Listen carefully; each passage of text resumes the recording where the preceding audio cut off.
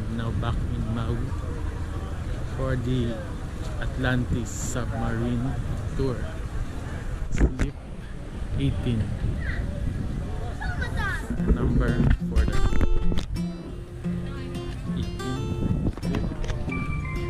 18 Atlantis Adventure. And that is it, Atlantis Submarines. Just going to check in here.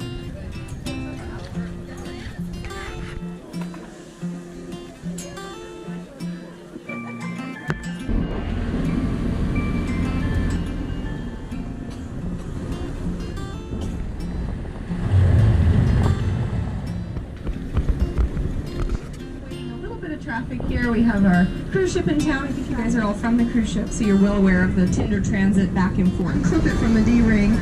Put the space inside the submarine. You've seen this before, I'm sure. Inside the submarine itself. So the island that we're making is pilot of the shuttle boat, and he'll have a conversation with the pilot of the submarine using an underwater telephone. Right where that bubble is on the surface, that's where the sub is. So look in the water for the submarine to surface. Those of you on the starboard side hand railing, please remain seated. Everyone else, if you'd like to stand, you're welcome to. Look in the water off of our starboard side for the submarine to rise to the surface.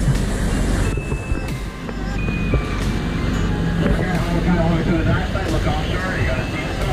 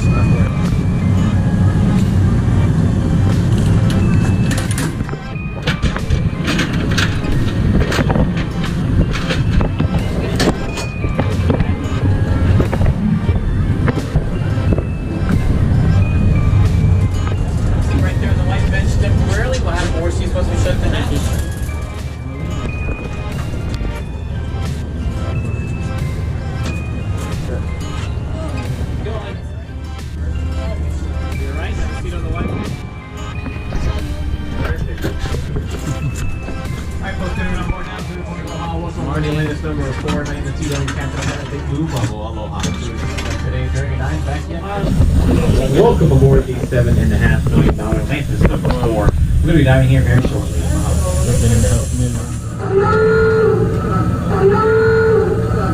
Don't anybody panic. We just do that for dramatic effect. Down here, it's pretty cool. It's like being under a black light with that ultraviolet spectrum intensified. It's tricky. What's the best side of the submarine to sit on? My response is always the same.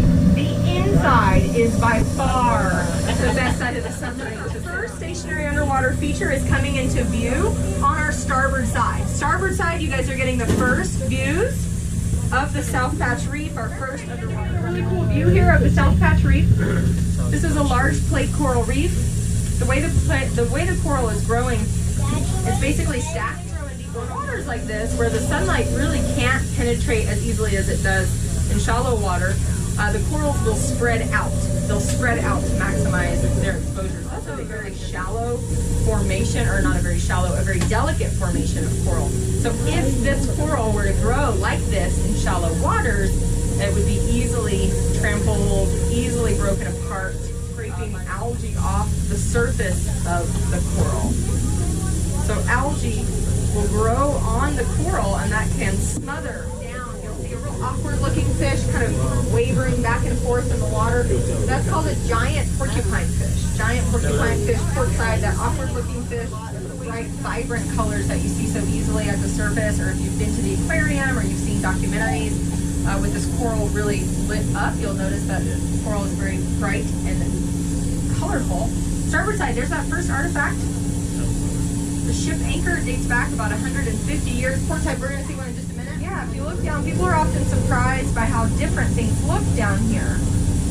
If you're wearing the color red, especially, red is the color that we've lost.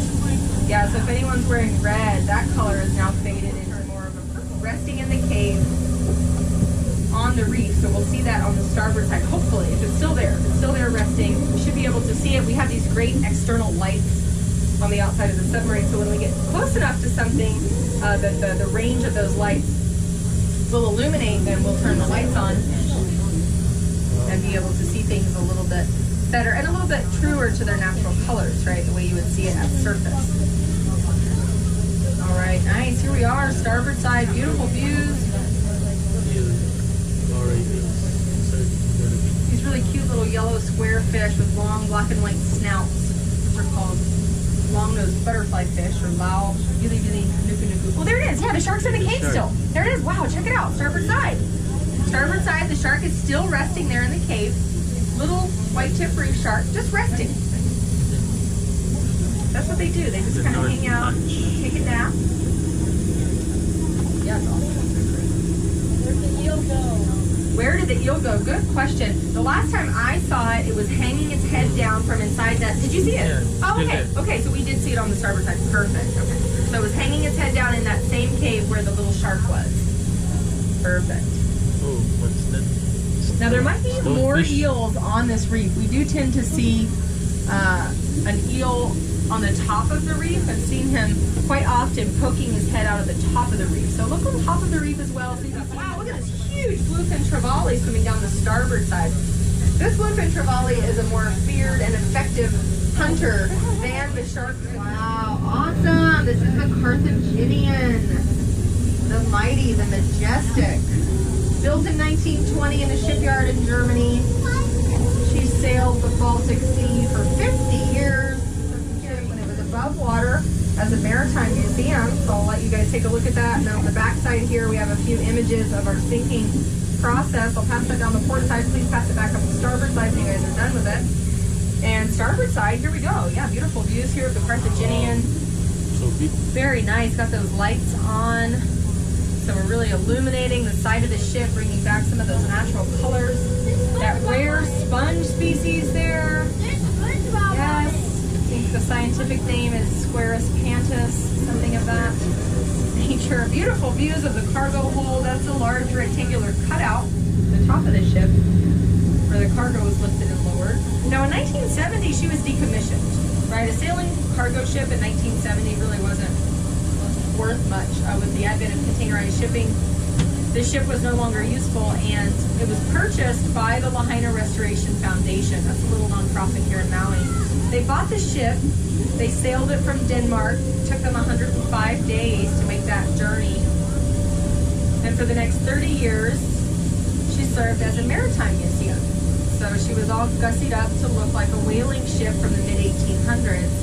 And that's the photograph that's being passed around. You'll see what she looked like when she was here in Lahaina. That was one option, but we approached the Lahaina Restoration Foundation and we said, yeah, we think this would make a really cool attraction in our dive site. And not only that, we think that because the ship is so large and there's so much solid surface area here, it would promote coral growth.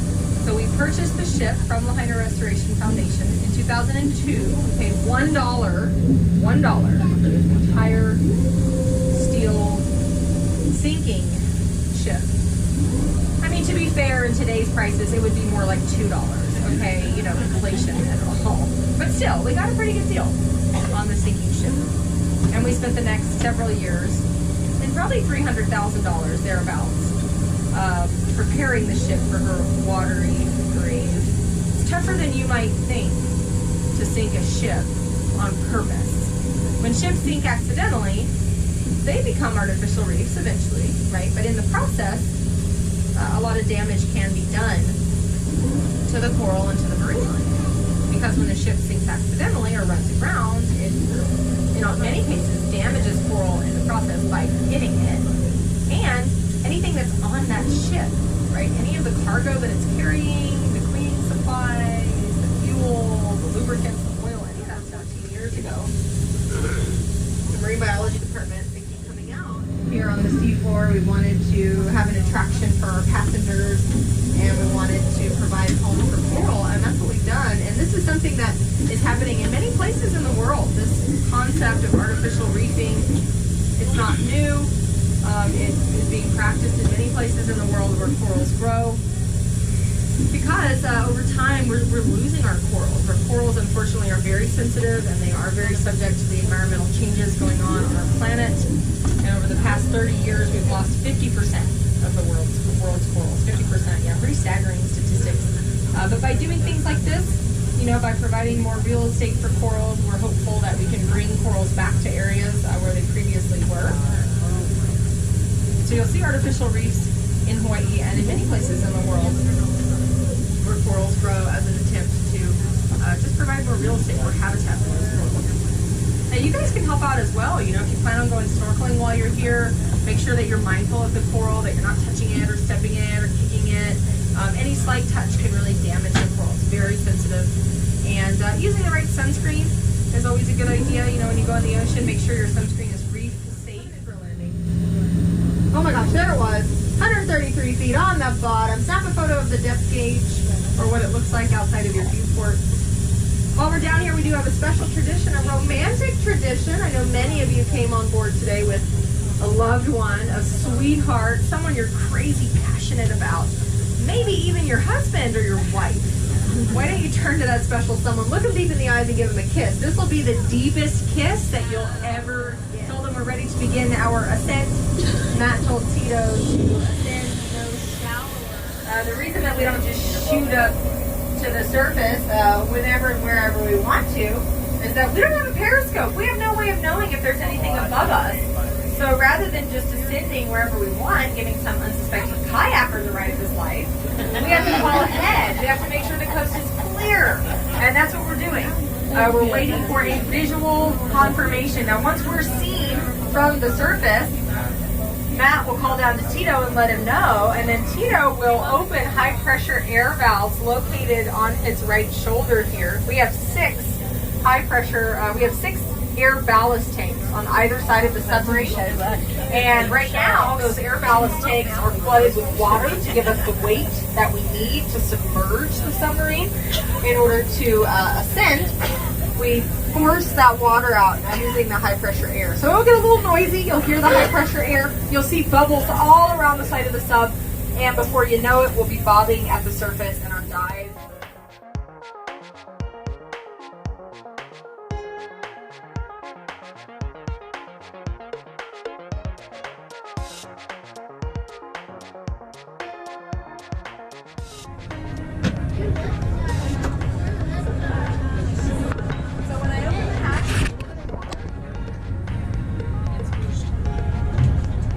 Thank you guys once again.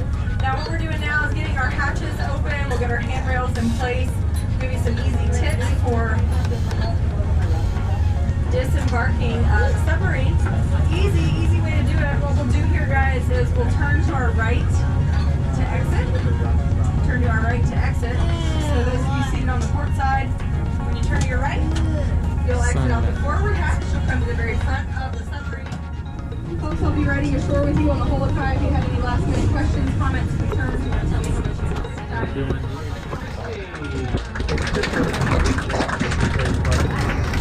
Christy will now be riding ashore, which will be helping all of you back aboard the Holokai. So if you have any questions, comments, concerns about that, you want to talk to Christy up there behind the ramp. Great place to talk to us. The last chance to do so. Fantastic opportunity to let Christy know how much you enjoyed her tour. Not quite clear some mark yet. We'll move very shortly. Once you get the green light, very easy to do so. Guests on the white compartments will exit first. After the guests sitting on the white compartments have made their exit port side. You're coming out the forward hatch, starboard side, you can exit out the aft hatch. Tips to keep in mind as you make your way out, don't plump your head on the hatch bell. Watch the feet of the guests in front of you and watch your toes as you cross that ramp. Back aboard the Holokai, it is moving the motion of the ocean, so very important, folks. Again, watch your toes. Watch your step, use those grips. Okay, you can make your way up there. And when there is embark, folks, thank you for waiting. Side guests forward hatch, starboard side hatch. Thank you for coming up that green table.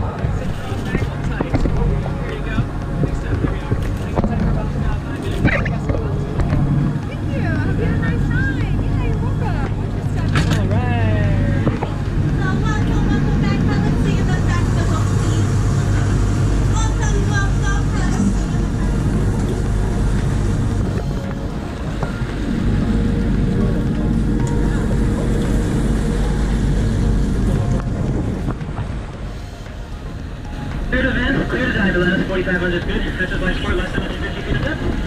All good. So, 34. All your good stuff is standby for light check. 34.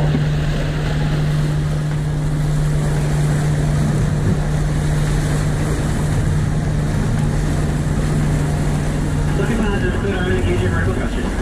Alright, clear vertical, here we go. Dive, dive, dive.